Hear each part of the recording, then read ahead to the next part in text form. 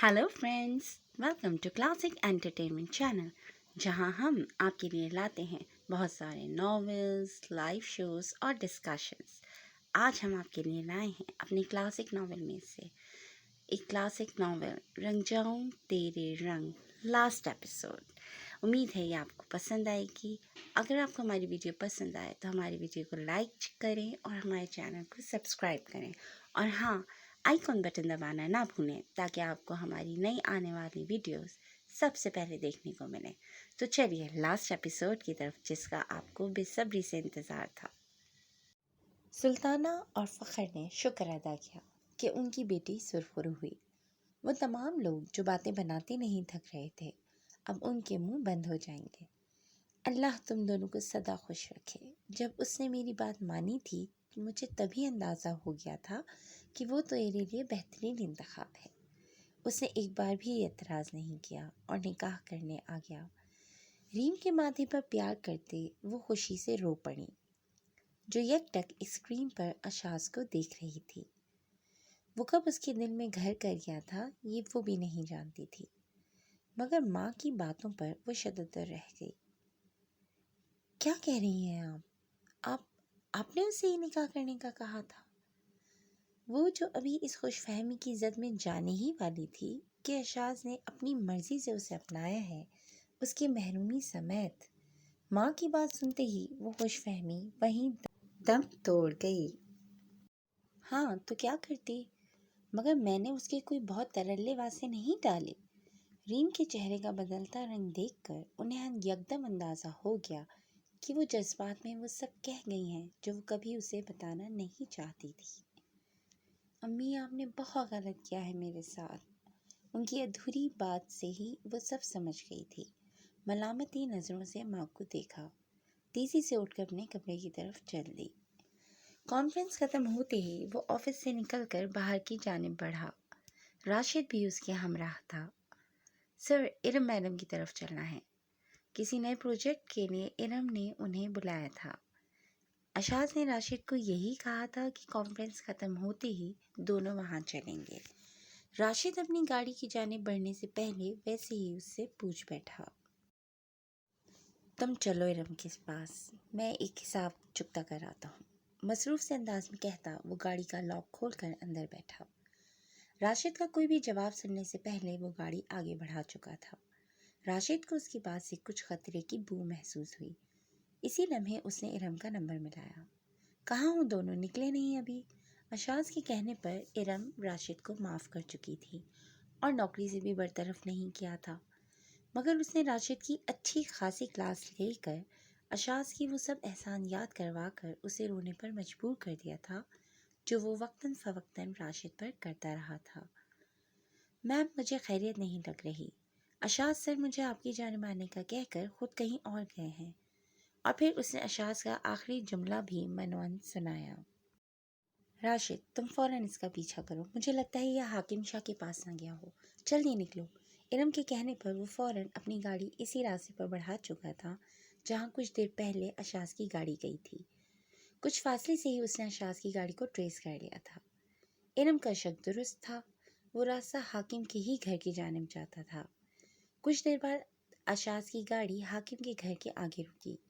चौकीदार उसे अच्छे से जानता था, लिहाजा कुछ भी कहे बगैर उसके लिए दरवाज़ा खोल दिया और फ़ौरन अंदर उसकी आमद की इत्तला भी दे दी। अंदर मौजूद एक और मुलाजिम उसे ड्राइंग रूम में बिठाकर अंदर की जानिब गायब हो गया।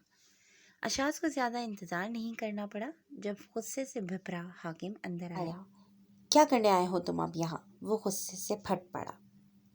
देखने आया हूँ कि शिकस्त खाया हाकिम शाह कैसा लगता है। ये तो अभी आगाज़ था। अभी जो कि तुम पर और तुम्हारी मीडिया में मौजूद चीज़ों पर करूँगा, इसके लिए तैयार रहना। इस दुश्मनी का आगाज़ मेरे वार्न करने के बावजूद तुमने किया। अब इसका इख्तिताम मैं अपनी मर्ज़ी से करूँगा। वो दोनों इस वक्त आमने सामने खड़े थे। अपनी ज़िद करने वाली मुस्कुराहट उस पर उछालता वो उसे और भड़का गया था। इससे पहले कि वो मुड़ता, हाकिम ने बिभर कर उसका बाजू पकड़कर रुख अपनी जानिब मोड़कर एक ज़ोरदार मुक्का उसके मुंह पर मारा। अशाज इस हमले के लिए हरगिज़ तैयार नहीं था।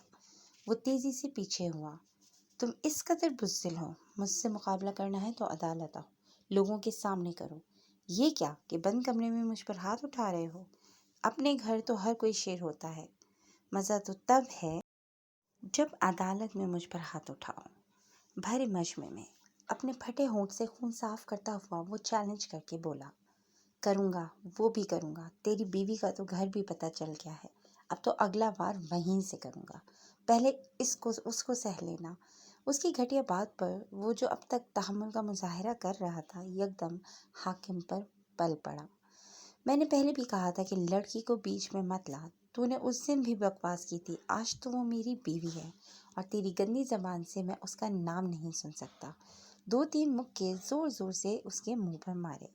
اس سے پہلے کہ وہ کوئی اور وار کرتا، حاکم شاہ نے پینٹ کی جیب میں چھپائی گن نکال کر بے دریغ 2 فائر اشاس پر کیے۔ اسی لمحے راشد بھاگتا ہوا اس کے ڈرائنگ روم میں آیا۔ حاکم شاہ کو اندازہ نہیں تھا کہ وہاں کوئی اور بھی پہنچ سکتا ہے۔ ایک گولی اشاس کے کندھے اور دوسری اس کی پیٹ میں لگی۔ ارم جو راشد کا فون سنتے ہی حاکم شاہ کے گھر کے لیے نکلی تھی، وہ بھی اس وقت وہاں موجود تھی۔ حاکم شاہ اب کی بار رنگے ہاتھوں پکڑا گیا تھا۔ تجھے تو میں چھوڑوں گی نہیں، اگر اشاس کو کچھ ہوا تو یاد رکھنا تجھے بھی ایسے ہی موت کے گھاٹ اتاروں گی۔ راشد تیزی سے اشاس کو اٹھا کر باہر کی جانب بھاگا۔ ارم بھی اس کے پیچھے تھی، مگر جانے سے پہلے اس کے ہاتھ سے چھوٹی گن کو اپنے دوپٹے میں پکڑ کر تیزی سے نکلی۔ حاکم شاہ کے لیے یہ سب اتنا غیر متوقع تھا کہ وہ کچھ سمجھ نہیں پایا کیا ہوا ہے۔ اس نے اس غرض سے اشاس کو اشتعال دلایا تھا کہ وہ بھی اسے جوابی مارے گا، اور پھر 2 گولیاں وہ محض اس کے جسم کے ایسے حصے پر مارے گا جہاں گولی لگنے سے وہ مرے نہیں، اور پھر وہ الٹا اشاس پر کیس کرے گا کہ وہ اس کے گھر آ کر اسے ڈرا دھمکا کر اور مار پیٹ کر گیا ہے، اور اپنے بچاؤ کے لیے حاکم شاہ نے گولی چلائی ہے۔ مگر سب تدبیریں یوں الٹی پڑ جائیں گی، حاکم شاہ کو اندازہ نہیں تھا۔ اور یہی تو تقدیر ہوتی ہے، اگر سب تدبیریں ہم اپنے ہاتھوں میں لے کر اپنے مطابق اور اپنے تابع کر لیں تو خدا کی خدائی کیسے ظاہر ہو؟ اور یہ تقدیر ہی ہے جو ہماری تدبیروں کو الٹ کر ہمیں بتاتی ہے کہ اللہ کے ہی ہاتھ میں سب ہے، کسی کی ذلت، کسی کی عزت، کسی کی زندگی اور کسی کی موت۔ بروقت پہنچنے پر اشاس کا ٹریٹمنٹ شروع ہو چکا تھا۔ گولیاں نکال دی گئی تھیں، مگر پیٹ اور کندھے پر اچھے خاصے ٹاکے آئے تھے۔ خون بہنے سے بے حد نقاہت ہو چکی تھی۔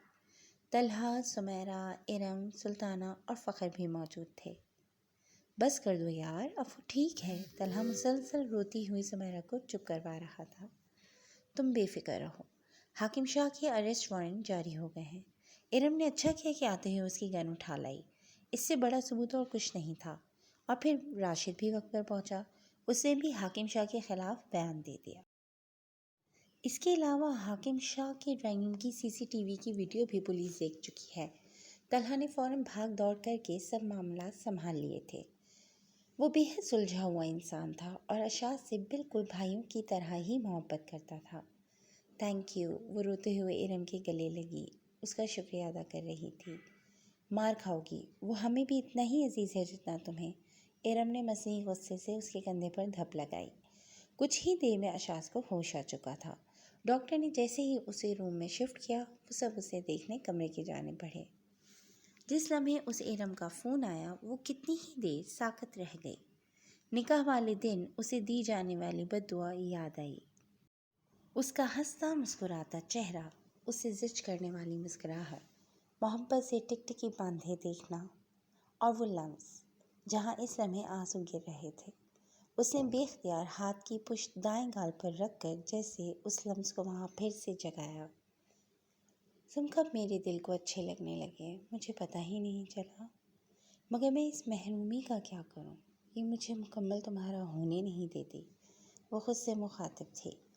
سلطانہ اور فخر تو اس کی گولیاں لگنے اور ہاسپٹل پہنچنے کی خبر سنتے ہی گھر سے نکل پڑے تھے، مگر وہ بہت خواہش کے باوجود نہیں گئی تھی۔ بس اللہ سے دعا گو تھی اسے بچا لے۔ ہاں وہ شرمندہ تھی، ہاں وہ اپنے الفاظ پر اب قائم نہیں رہ سکتی تھی، ہاں وہ حقیقت جان گئی تھی۔ وہ اجرمی ہونے کے باوجود اس کی ذات کی ہر پرت کو پڑھ گیا تھا۔ کس قدر باریک بینی سے اس کا جائزہ لیا تھا۔ وہ واقعی اپنے مفروضوں کی دنیا میں رہنے والی، دوسروں کی نظروں سے لوگوں پرکھنے والی ایک عام انسان نکلی تھی۔ وہ تو اس لمحے جانی تھی کہ وہ شخص کتنا مختلف تھا۔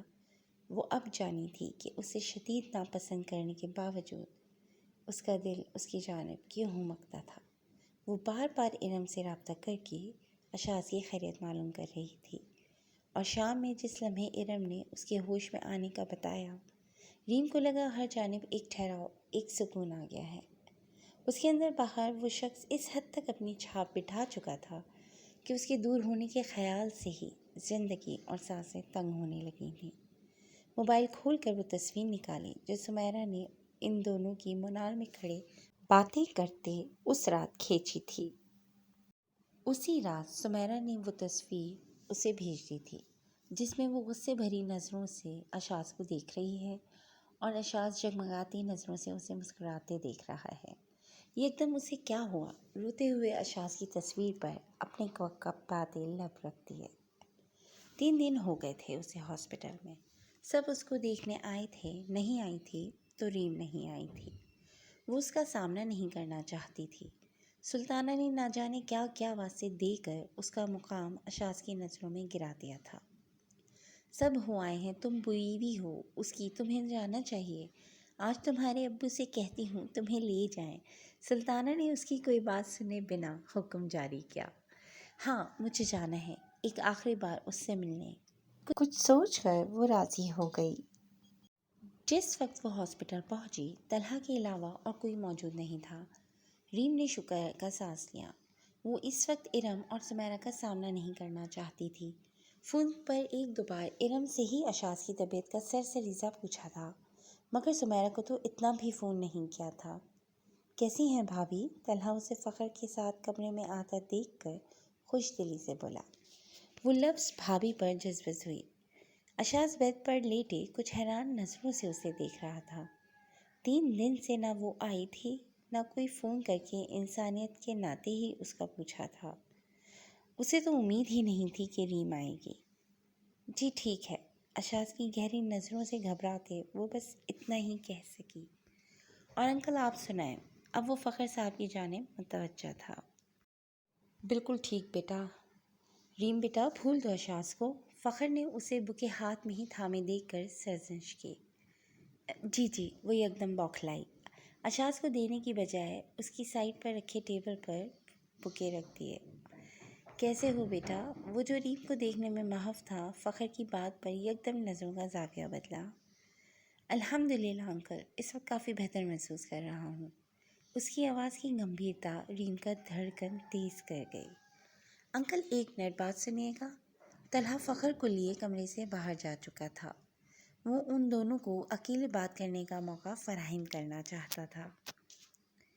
میرا خیال ہے تم میری خیریت پوچھنے آئی ہو یا زبردستی لائی گئی ہو۔ اس کی آواز میں ہلکی سی نکہت تھی، مگر لہجہ ہمیشہ والا شوخی لیے ہوئے تھا۔ کیسے ہیں آپ؟ اس کی دائیں جانب موجود صوفے پر بیٹھ کر وہ بس ایک نظر اسے دیکھ کر نظریں جھکا چکی تھی۔ اشاز کی آنکھوں سے پھوٹتی روشنی کا وہ مقابلہ نہیں کر سکتی تھی۔ پاس آ کر زخموں کو چیک کر لو، اندازہ ہو جائے گا کیسا ہوں اور کتنی ٹوٹ پھوٹ ہو چکی ہے۔ ویسے تو تم امید کر رہی ہوگی کہ مر ہی جاتا تو بہتر تھا، تمہاری جان تو چھوٹتی۔ افسوس میں بچ گیا۔ اس کے بے باک انداز پر وہ ہاتھوں کو مروڑنے لگی، مگر آخری جملوں پر ایک شکوہ کنہ نظر اس پر ڈالی۔ مجھے آپ کا شکریہ ادا کرنا تھا، وہ اصل مدعے پر آئی۔ اشاز حیران ہوا۔ آپ نے جس طرح اس دن پریس کانفرنس بلا کر مجھ پر لگی بدنامی کے داغ کو دھویا تھا، میں اس کے لیے شکر گزار ہوں۔ وہ نظریں جھکائے اپنی ہی کہے جا رہی تھی۔ اچھا پھر؟ اس کا لہجہ ایک دم سپاٹ ہوا۔ ریم نے کچھ چونک کر اسے دیکھا، جس کے چہرے پر اب پتھریلے تاثرات تھے۔ اور آپ نے امی کے واسطے دینے پر جیسے مجھ سے نکاح کی عزت دی، اس کے لیے بھی بے حد شکریہ۔ وہ نہیں جانتی تھی کہ اس کے یہ الفاظ اشاز کو کس تکلیف سے دوچار کر رہے ہیں۔ تم کبھی بھی اپنی فرضی دنیا سے باہر آ ہی نہیں سکتی، وہ ملامت کرتے لہجے میں گویا ہوا۔ تو کیا یہ جھوٹ ہے کہ ان کے کہنے پر آپ نے یہ انکار نہیں کیا؟ وہ نظریں اٹھا کر بولی۔ ہاں یہ ٹھیک ہے کہ انہوں نے کہا، مگر میں اس سے بہت پہلے تمہیں اپنانے کا فیصلہ کر چکا تھا۔ اشاز نے ایک بار پھر اپنی پوزیشن کلیئر کی۔ او پلیز، وہ کسی صورت یقین کرنے کو تیار نہیں تھی۔ اس سے پہلے کہ وہ کچھ کہتا، نرس اس کا لنچ گرم کر کے لائی۔ لنچ کیا تھا؟ سوپ تھا۔ ریم کو کمرے میں دیکھ کر وہ خوشی سے پھولے نہیں سما رہی تھی۔ میں آپ کی بہت بڑی فین ہوں۔ اشاز کا سوپ والا باؤل جلدی سے سائڈ ٹیبل پر رکھ کر وہ ریم کی جانب بڑھی۔ ریم کے لیے یہ پہلا اتفاق تھا کہ کوئی فین اس سے یوں مل کر اسے بوکھلا دے۔ وہ نرس کو یکدم اس کے ساتھ لگ کر اس کا ہاتھ تھامے چٹا چٹ اسے پیار کر گئی۔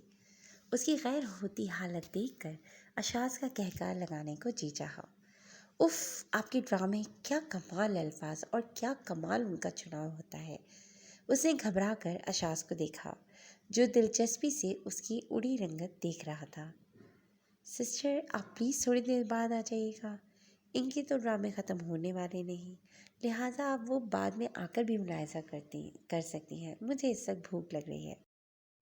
اشاز کی دہائیاں دینے پر اس نرس نے بمشکل ریم کو چھوڑا، مگر اس کی بات میں چھپے بہت سے طنز ریم اچھے سے سمجھ گئی تھی۔ اوہ سوری سر، وہ بس میم کو دیکھ کر میں ذرا جذباتی ہو گئی۔ وہ سر پر ہاتھ مارتی اپنی کوتاہی بتانے لگی۔ وہ اپنے ساتھ کسی کا بھی جذباتی ہونا پسند نہیں کرتی۔ وہ بات نرس سے کر رہا تھا، مگر طنز کی تیر ریم پر چلا رہا تھا۔ وہ نرس فوراً اشاز کی جانب بڑھ کر اسے اٹھا کر بٹھانے لگی۔ آپ آج رہنے دیں، اب میری بیگم آیا کریں گی تو یہی سب کام کریں گی۔ کیوں ریم؟ وہ جو کچھ دیر پہلے سنبھلی تھی، اشاز کی بات پر پھر سے بوکھلا گئی۔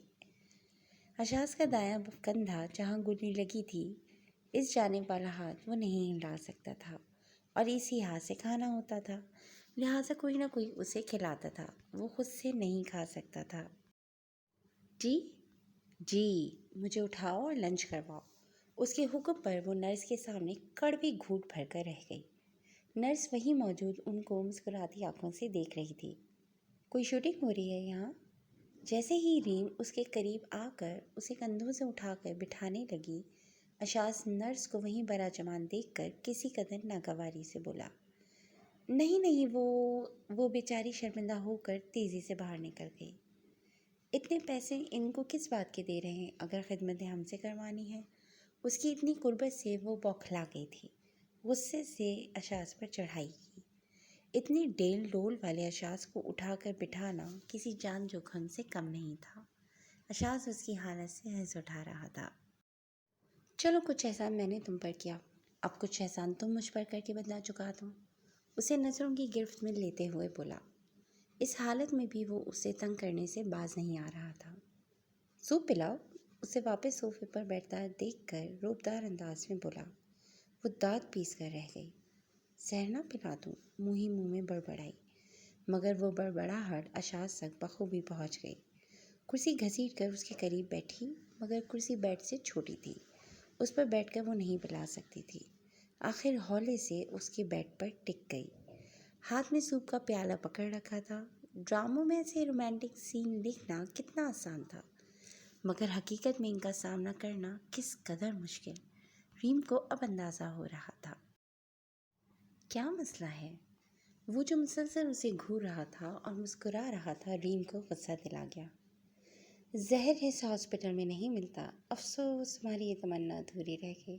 اس پر چوٹ کی۔ اسے اپنے قریب بیٹھے دیکھ کر وہ جیسے اپنی کچھ ادھوری خواہشیں اسے بتا رہا تھا۔ اس کو بھی لگاتے ہیں۔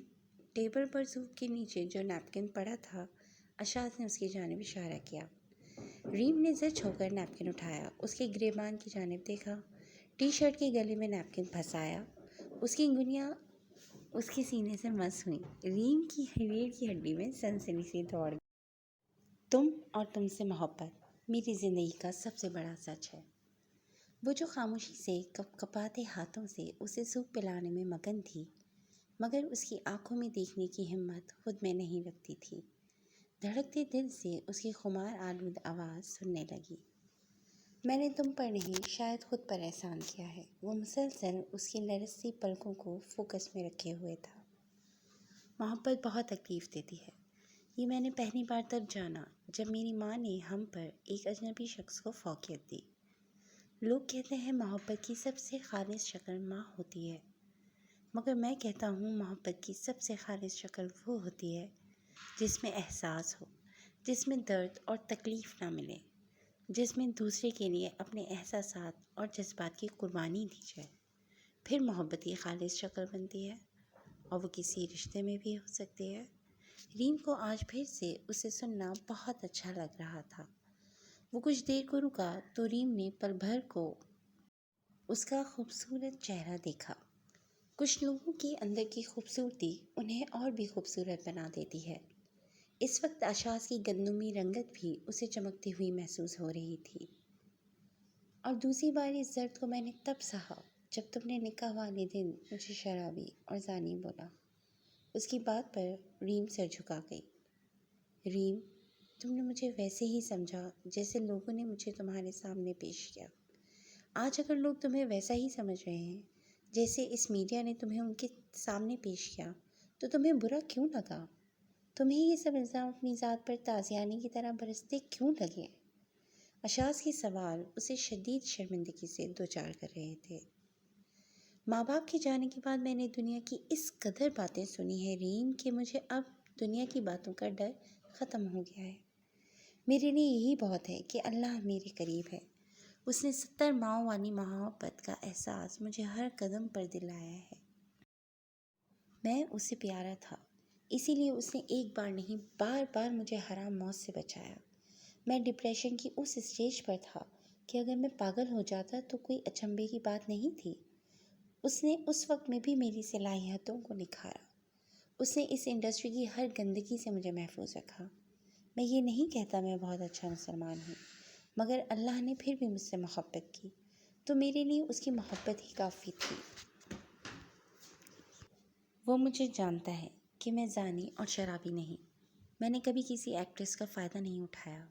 وہ چند پل کو رکا۔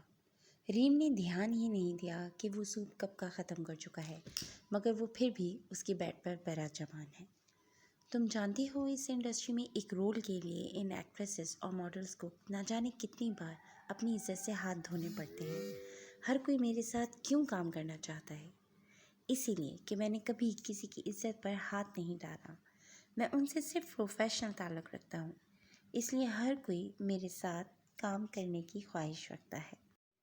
اس ٹیم کو جھنجھوڑ کر رکھ گئے تھے، اور یہی بات بہت سے لوگوں کو ہضم نہیں ہوتی، اور وہ مجھے نیچے دکھانے کے در پر رہتے ہیں، جیسے حاکم شاہ۔ اور پھر اس نے حاکم شاہ کے ساتھ ہونے والی لڑائی کی اصل حقیقت بتائی۔ میں نہیں جانتا مجھے اس رات اس کے منہ سے تمہارا نام سن کر کیا ہوا، مگر میرا بس نہیں چل رہا تھا کہ اس کا کیا حشر کر دوں۔ وہ دانت پر دانت جمائے بولا۔ اور پھر اس رات مجھ پر انکشاف ہوا کہ ایک نک چڑھی کی محبت میں میں بری طرح غرق ہو چکا ہوں۔ پتہ نہیں تمہیں چڑھاتے، غصہ دلاتے کب تم اس دل میں بس گئی۔ اس کی نرم گرم نگاہوں کی تپش پر ریم کو احساس ہوا کہ وہ اب بھی اس کے بیڈ پر بیٹھی ہے۔ اٹھنے لگی کہ اشاس نے ہولے سے اپنا ہاتھ اس کے ہاتھ پر رکھ کر اس کی کوشش ناکام کی۔ مگر میں مکمل نہیں۔ ریم نے اپنے ہاتھوں کی جانب دیکھا۔ اشاس کے مکمل ہاتھوں کے نیچے اس کے نامکمل ہاتھ کتنے بھدے لگ رہے تھے۔ آنکھوں سے آنسو لڑی کی صورت گالوں پر بہے، جنہیں وہ کب سے روکنے کی کوشش کر رہی تھی۔ پھر وہی بات، میں نے تمہیں کیا سمجھایا تھا؟ یہاں کوئی شخص مکمل نہیں، نہ میں نہ تم، تو پھر گلہ کیسا؟ وہ کتنی آسانی سے اس بات کو فراموش کر گیا تھا جو بچپن سے اب تک اس کے لیے تکلیف کا باعث بنی تھی۔ تم اتنی خوبصورت ہو، مگر باتیں بہت بدصورت کرتی ہو۔ اس کا آج دیتا لہجہ ریم کا وہاں بیٹھنا محال کر گیا تھا۔ زندگی میں کبھی پچھتائیں گے تو نہیں؟ اس کی محبتوں پر آنسو کیوں کر آنکھوں میں نہ آتے؟ پچھتانا ہوتا تو تمہیں زندگی نہ بنا بیٹھتا۔ وہ کھل کر اپنی محبت کا اظہار کر رہا تھا۔ ریم نے جھجکتے ہوئے اس کے کندھے پر ہولے سے سر رکھا۔ اشاس نے محبت سے اس کے دوپٹے سے ڈھکے سر پر پیار کیا۔ میں لوگوں کی نفرت سہ سہ کر تھک گئی ہوں، وہ اپنے دل کا بوجھ ہلکا کر رہی تھی۔ اشاس تو خود کو ہواؤں میں محسوس کر رہا تھا۔ اسے لگا تھا کہ ریم کو راہ راست پر لانے کے لیے بہت پاپڑ بیلنے پڑیں گے، مگر ہمیشہ کی طرح اللہ اس معاملے میں بھی اس پر مہربان ہو گیا تھا۔ میری محبت سے تو نہیں تھکوگی؟ اب یقین دہانی کی باری اشاز کی تھی۔ اس کے کندھے سے سر اٹھا کر وہ ہولے سے سرنفی میں ہلا گئی۔ میں تو آج یہاں آپ سے اس رشتے کو ختم کرنے کا کہنے آئی تھی۔ وہ اسے اپنی آمد کا مقصد بتا رہی تھی۔ تو پھر بہتر ہے کہ میرے ختم ہونے کی دعا کرو، کیونکہ جیتے جی تو میں یہ رشتہ ختم نہیں کر سکتا۔ اس کے سنجیدہ لہجے پر ریم نے خفگی بنی نظریں اٹھا کر اسے دیکھا۔ ہاں تو اب نہیں کہہ رہی نا؟ ایسی فضول باتیں کرنا ضروری ہے؟ وہ دہل کر بولی۔ ابھی تو اس کی زندگی اسے دوبارہ ملی تھی اور وہ پھر سے ایسی باتیں کر رہا تھا۔ ہاں تو تم نے بہت خوبصورت بات کی ہے، سڑیل کہیں کی۔ اسے گھورا۔ اچھا، کچھ دیر پہلے میں خوبصورت تھی، اب سڑیل ہو گئی؟ وہ آنسو صاف کرتے پنجے تیز کر رہی تھی۔ تم کتنی لڑاکو ہو، کہانیاں تو بہت محبت بھری نرم مزاج لکھتی ہو، وہ مصنوعی خفگی سے بولا۔ ہاں تو خود ہی تو کہتے ہیں کہ کہانیاں اور سر زندگی مختلف ہوتی ہے۔ وہ مزے سے اسی کی بات اس پر لوٹا گئی۔ رخصتی چاہیے اب تمہاری۔ وہ کیا بات کر رہی تھی اور وہ کہاں پہنچ گیا تھا؟ پہلے ٹھیک تو ہو جائے۔ کچھ دیر پہلے جو اس سے لڑ رہی تھی، اب آواز کی لرزش اس سے چھپا نہیں سکی۔ ہاں تو تم پاس ہوگی تو ٹھیک بھی ہو جاؤں گا، تمہارا کیا بھروسہ؟ آج جاؤ تو پھر آؤ ہی نہ۔ وہ پھر سے اس کے ارادوں سے اس سے پہلے باخبر ہو چکا تھا۔ جی نہیں، آپ ٹھیک ہوں گے پھر، وہ اپنی بات پر زور دے کر بولی۔ تم سے کون پوچھ رہا ہے؟ میں نے اپنی ساس کے پاس درخواست جمع کروانی ہے اور اگلے دن تم میرے پاس ہوگی، وہ ہنستے ہوئے مزے سے بولا۔ ریم نے بھویں سکیڑی، جانتی تھی سلطانہ واقعی اسے گھر سے جلد نکالنے کے در پہ ہیں۔ تو ابھی کیوں بتا رہے ہیں؟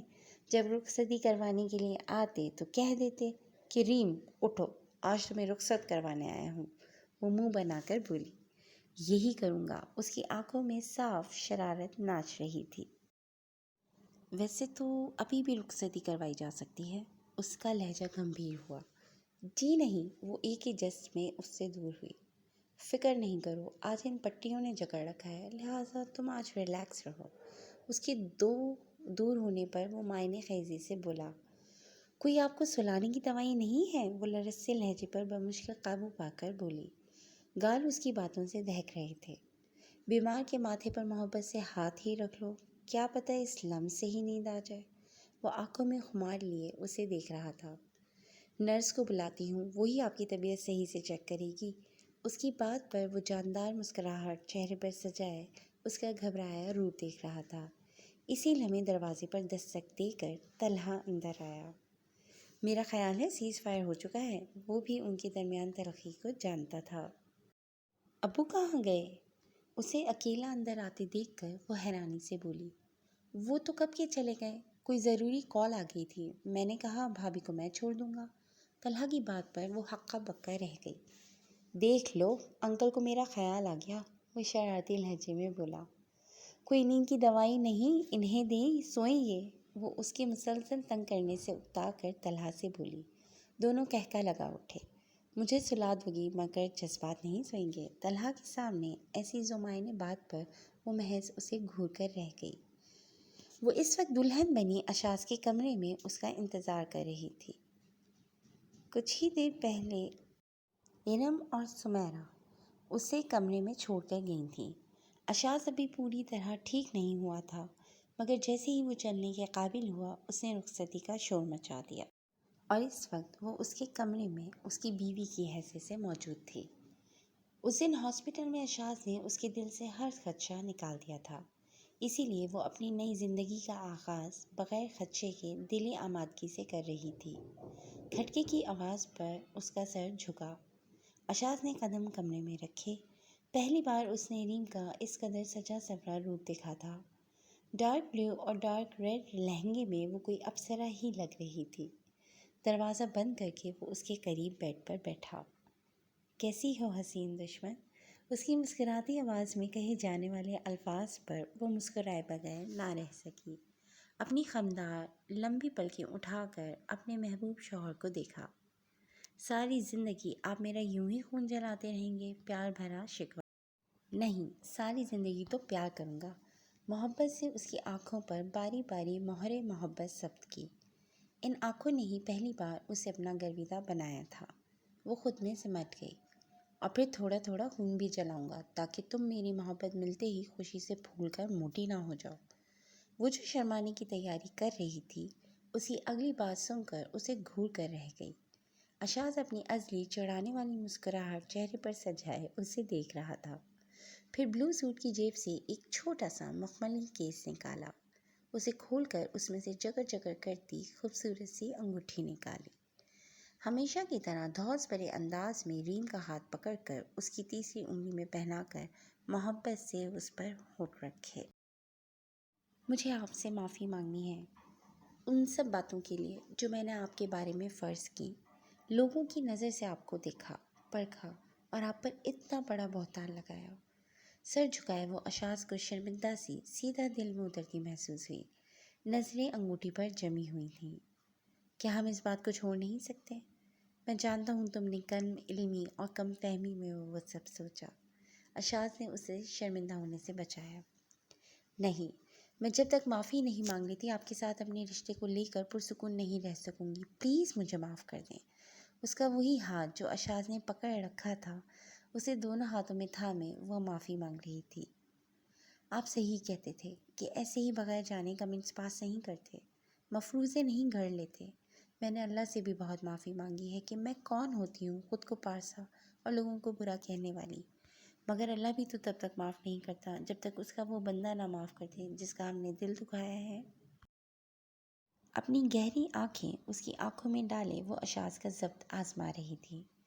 प्लीज़ एक बार कहने मुझे माफ़ कर दिया, वो आंस आंखों में लिए उससे दरख्वास्त कर रही थी। हाँ मेरी जान, मैंने माफ़ किया। अगर तुम्हें ऐसे ही सुकून मिलता है तो यूं ही सही। उसके माथे का टीका दुरुस्त करते वो मोहब्बत से चूर लहजे में बोला। लेकिन दोबारा ये बात हमारे दरमियान नहीं होगी। उसकी बात पर वो पुरसुकून सी मुस्कुराहट लिए अस्बात में सर हिला गई। अशास, अगर हमारे बच्चों में से किसी के, वो अपना खदशा जाहिर कर रही थी। मैडम, आप बहुत फास्ट जा रही हैं। उसकी परेशानी से उसका ध्यान हटाने के लिए वो उसे छेड़ने लगा। अशास वो हाथ का मुक्का बनाकर उसके दाएं कंधे पर हल्का सा मार गई। आह! अशाज ने एकदम कंधा पकड़ा। सॉरी सॉरी, मुझे याद नहीं रहा था। ये वही कंधा था जहाँ उसे गोली लगी थी। अच्छा, ये वही कंधा था। आहो बका रोक कर वो शरारती अंदाज में बोला। अब आपके पेट में मुक्के मारूंगी, वो उसे धमकाने लगी। अशाज के पेट के जख्म अभी पूरी तरह ठीक नहीं हुए थे। दहशतगर्द बीवी, वो मज़े से उसका नाम रख रहा था। फिर एकदम सीधे होते उसे खुद में समेट लिया।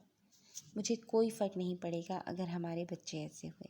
इनफैक्ट मैं अपनी औलाद को सिखाऊंगा कि किसी भी कमी के साथ दुनिया में सर उठाकर कैसे जीते हैं, जैसे तुम्हें सिखाना है। उसके हर्फ हर्फ में रीम के लिए मोहब्बत ही मोहब्बत थी। उसने पुरसुकून होकर आंखें मूंद लीं। आई एम श्योर तुम्हें घर बहुत पसंद आएगा। रुखसती से 2 दिन बाद ही वो रीम को लिए इस्लामाबाद आ चुका था। गाड़ी ने उन्हें एयरपोर्ट से पिक किया था और इस वक्त वो रीम के हमरा अपने नए घर में जा रहा था।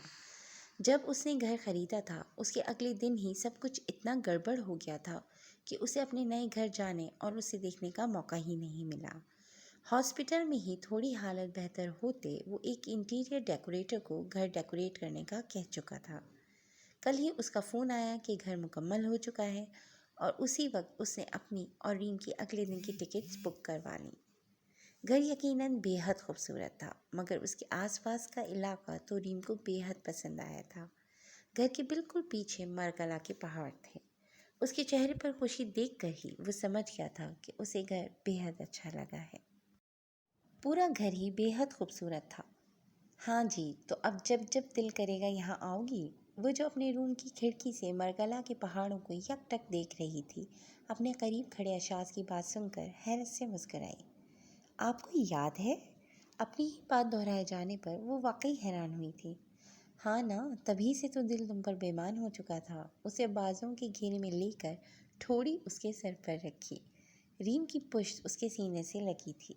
अब दोनों का रुख पहाड़ों की जानिब था। थैंक यू अशाज, वो तशक्कुर भरे लहजे में बोली। अशाज ने उसका रुख अपनी जानिब मोड़ा। मुझे ज़िंदगी की खूबसूरतियों से रोशनास कराने के लिए। उसके लहजे में सरखुशी थी। पागल, हंसकर उसे खुद में भैंचा। एक बात कहूँ, मानेंगे? वो जो उसमें गुम हो रहा था उसकी बात पर हंकारा भरकर रह गया। کہوں آپ نانا کو اور اپنے والدین کو معاف کر دیں، وہ جھجکتے ہوئے بولی۔ نانا کو تو اسی دن معاف کر دیا تھا جب وہ تم سے نکاح پر بلا چوں چرا مان گئے تھے۔ اسے کندھوں سے تھام کر اس کا رخ اپنے سامنے کرتے ہوئے بولا۔ ہاں، مگر والدین کو شاید نہ کر سکوں۔ تم اس تکلیف کا اندازہ نہیں لگا سکتی جس سے وہ مجھے اور سمیرا کو دوچار کر کے اپنی زندگی سے خوشیاں کشید کرنے نکلے تھے۔ وہ اسے تکلیف نہیں دینا چاہتی تھی، ہاں، مگر یہ موضوع ہر بار اس کی تکلیف دوچند کر جاتا تھا۔ میں بہت تو نہیں مگر کچھ اندازہ کر سکتی ہوں، لیکن کیا ہی اچھا ہو اگر ہم ان کے کیے کا اختیار اللہ کے ہی ہاتھ میں رہنے دیں، وہی ان کے لیے جزا و سزا تجویز کرے۔ ہم بس خود سرخرو ہو جائیں اور یہ سرخروئی معاف کر کے ہی مل سکے گی۔ میں آپ کو مجبور نہیں کروں گی کہ آپ ان سے ملیں، مگر وہ جب بھی رابطہ کریں تو اب آپ نے ان سے بات کر لینی ہے، بہت خوش اخلاقی سے نہیں، مگر بس سلام دعا میں بھی کیا حرج ہے؟ ہمیں تو اللہ کی خوشنودی چاہیے نا، لوگوں سے کیا مطلب؟ وہ اشاس کی ہی زبان بول رہی تھی اور اسی میں اس کو قائل کر رہی تھی۔ وہ ہولے سے مسکرایا، اس کے بال مٹھی میں جکڑ کر ان کی نرمی محسوس کی۔ تمہیں کتنے گر آ گئے ہیں نا مجھے قائل کرنے کے؟ محبت پاش نظروں سے اس کے سبھی چہرے کو دکھا۔ آخر آپ کا رنگ تو چڑھنا تھا، وہ ایک مان سی گردن اٹھا کر بولی۔ اشاس نے محبت سے لب اس کی پیشانی پر رکھ دیے۔ ٹھیک ہے، جیسے تم کہو، اس کے کان میں گنگنا کر اسے اور مان بخشا۔ ہر سال کی طرح اس سال کا بھی بیسٹ ڈرامہ رائٹر ایوارڈ جاتا ہے ریم اشاس کو۔ مائک پر ہوسٹ کے بولے جانے والے الفاظ کے ساتھ ہی پورا ہال تالیوں سے گونج اٹھا۔ اشاس نے اس کا نام اناؤنس ہوتے ہی محبت سے اسے ساتھ لگا کر مبارک دی۔ وہ بھی مسکراتے ہوئے اپنی سیٹ سے اٹھ کر اسٹیج کی جانب بڑھی۔